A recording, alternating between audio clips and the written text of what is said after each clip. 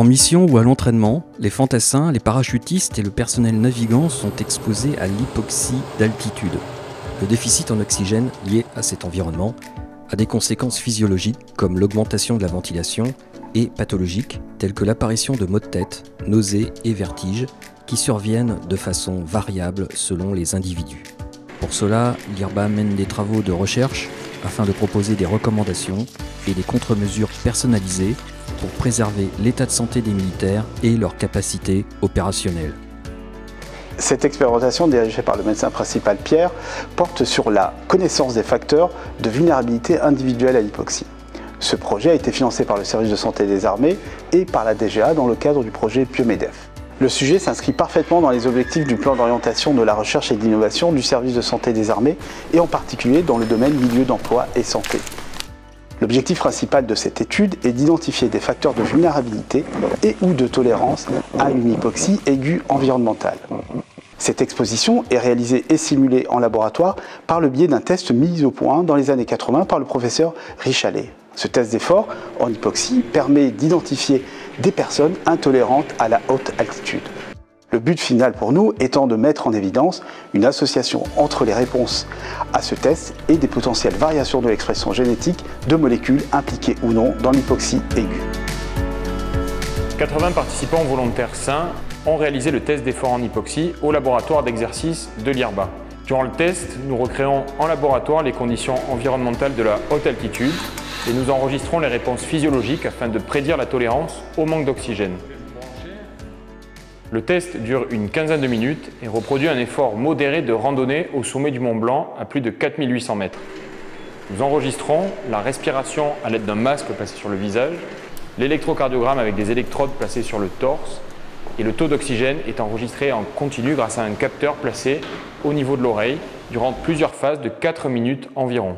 Les deux premières phases se font au repos pendant que le sujet respire normalement, d'abord au niveau de la mer avec un taux d'oxygène à 21%, puis à l'altitude simulée avec 11% d'oxygène. Pour les deux phases suivantes, le sujet a la consigne de pédaler en 65 tours par minute sur le vélo afin de reproduire l'effort en altitude, puis au niveau de la mer. Les données physiologiques issues du test nous permettent de calculer la réponse cardiaque, la réponse ventilatoire et la désaturation à l'exercice en hypoxie. Ces trois variables et les données antécédents cliniques nous permettent in fine de calculer le score et de déterminer si le sujet est sensible ou tolérant à la haute altitude. Alors nous réalisons des expérimentations chez l'homme depuis de nombreuses années et nous avons constaté des variabilités individuelles qui sont en partie liées à la génétique.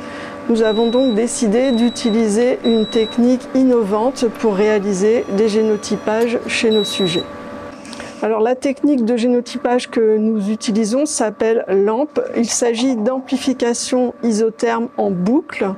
L'ADN est amplifié sans extraction préalable, ce qui est une particularité de cette technologie. Et l'ensemble des étapes pour détecter la mutation ou la non-mutation du sujet se réalise dans un système miniaturisé.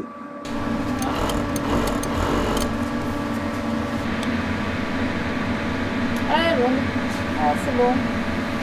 Donc je vais vous demander s'il vous plaît d'enregistrer votre nuit de sommeil à l'aide d'un bandeau connecté avec des électrodes sèches. Nous avons également analysé le sommeil des participants durant les nuits, avant et après le test de Richalet, afin de déterminer le lien entre le sommeil et les réponses au test d'effort en hypoxie. Avec votre cuir chevelu.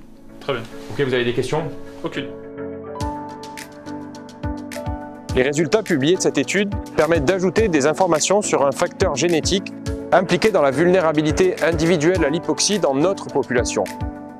En effet, en altitude, au repos ou à l'exercice, nous augmentons notre respiration pour compenser la diminution d'oxygène dans l'air. Certains d'entre nous, qui ont une moindre réponse ventilatoire, sont plus à risque de développer des intolérances à l'altitude. Nos résultats montrent, pour la première fois, une association entre les réponses ventilatoires à l'hypoxie et une mutation sur un gène, le gène HMOX2.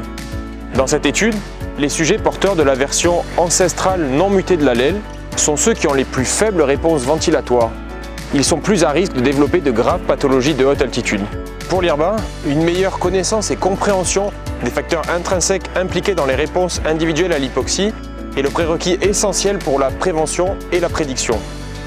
Il permettra la personnalisation des recommandations et des contre-mesures dans l'objectif de préserver l'état de santé des combattants en altitude.